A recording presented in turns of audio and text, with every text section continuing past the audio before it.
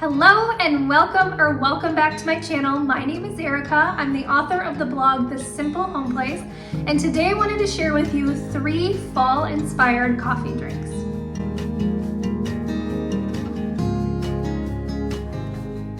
So on the day that I'm recording this, Starbucks has released their pumpkin spice latte, and I feel like they do it earlier every year. Maybe it's the same time they did it last year, but for a lot of people that kind of marks the beginning of the fall season, even though some of us have been decorating and trying to bring fall into our homes a little bit sooner than that.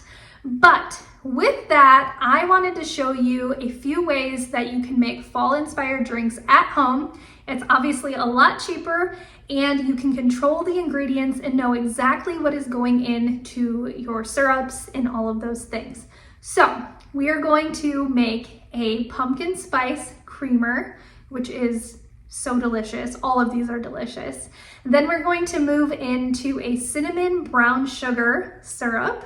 And lastly will be a toasted marshmallow syrup. All of these I feel like have the essence of fall, are super cozy. They work well with a hot coffee or an iced coffee, cold brew, whatever. I'm gonna show you how to make all of the syrups and the components and things like that, and then I will show you what I like to do with each of them and give you a little bit of inspiration for your coffee drinks this fall. So let me show you how to do it. We're gonna get into the video right now.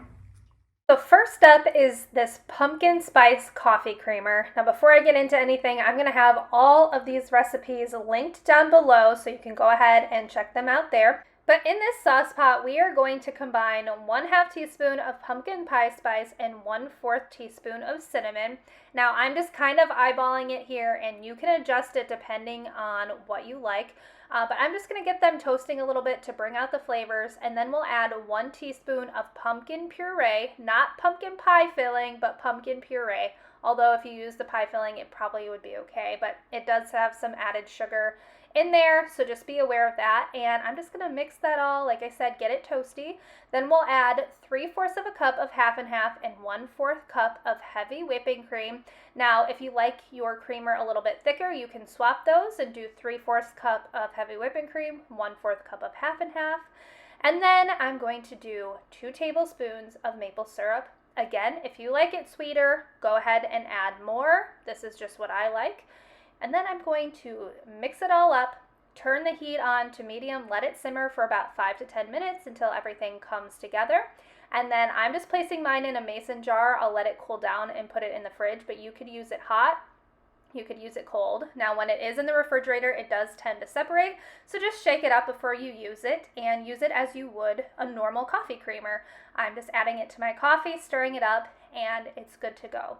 I think this is just such a warm, nice creamer, and again, you know what the ingredients are, so you don't have to worry about all the added things. It's just nice and pure, and it brings fall to your morning cup of coffee.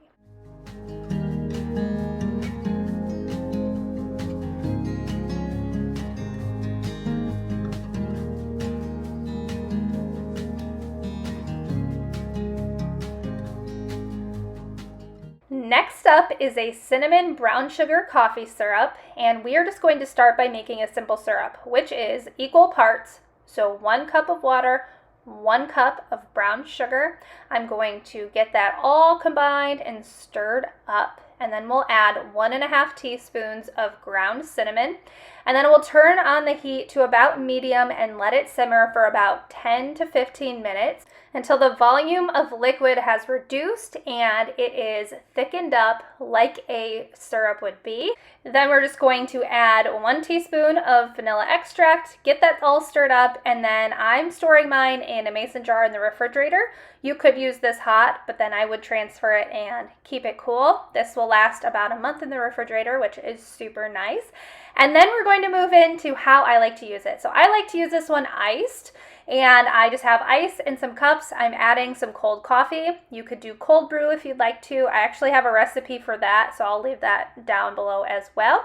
And then I'm going to make some cold cream, cold foam, whatever. I'm taking 1/2 cup of heavy whipping cream and adding 1 to 2 tablespoons of that cinnamon brown sugar syrup. We're going to shake it up. And the half a cup is for 2 drinks. So if you're just doing 1, I would do a 1/4 cup.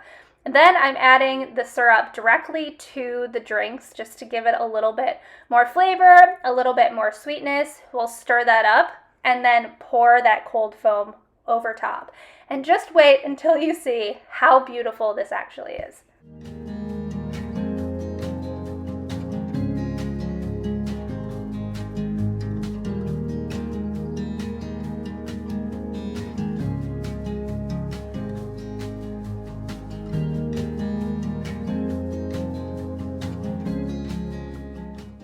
Last up is a toasted marshmallow coffee syrup, and this one might be my favorite. It's going to start off very similar to the cinnamon brown sugar.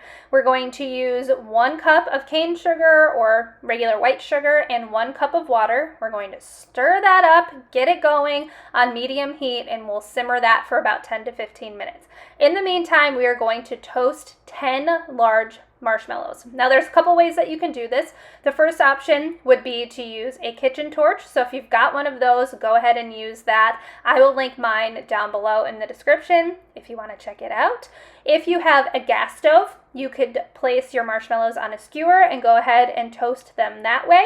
That would give it more of like a campfire feel. And I'm very happy that I have this torch because that's kind of what I like. I don't know about you guys, but I like a little bit of burnt pieces on my marshmallows, but toast them however you like to do them. Now, an alternative would be to do them in the oven, and you just want to broil them. So I preheated my oven to 375 and broiled them for a little while until I got them to the color that I wanted.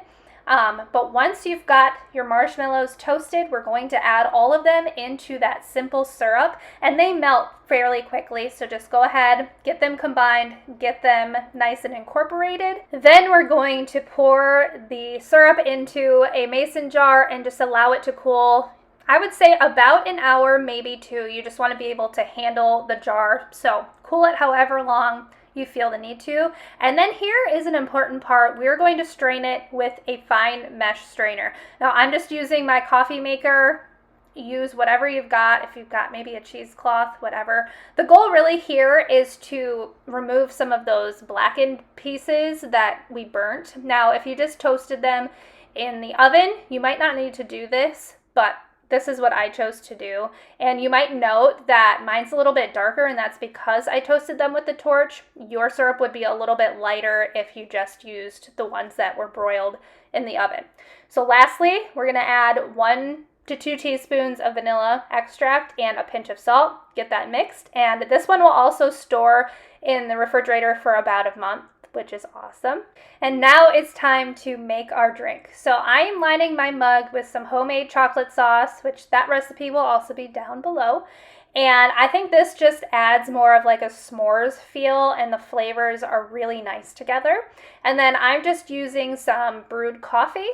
And then we're going to add about 1 to 2 tablespoons of that syrup, and this is just going to sweeten it up a little bit more and give it, obviously, that nice toasty flavor. And then what I like to do after I've combined all of that is make some cold foam. Again, you could just use, half and half or heavy cream, but I don't know, this just adds a little bit of something special. So since this is one drink, I'm just doing a 1/4 cup of heavy whipping cream, about a tablespoon of that syrup. We're going to pop that lid on the jar and give it a good shake until it's nice and thick, and then we're going to add it on top.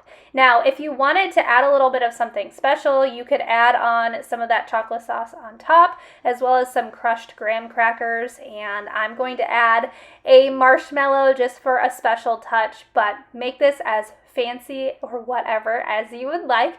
And this is so good. It is just so cozy and such a great drink for the fall. I hope that this video gave you some inspiration for some fall drinks. I know I love these, and I have been drinking them every day, picking one. I've got all the syrup still in my fridge, and it just brings me happiness. So I hope you enjoy them too. Like I said, all of the links to all of the components, all the syrups, the creamer, chocolate sauce, everything will be linked down below if you want to get the specific recipes. And yeah, thank you so much for being here. If you want to see more videos like this, I would really appreciate it if you would subscribe. You can hit that bell notification and it will let you know every time I upload a new video.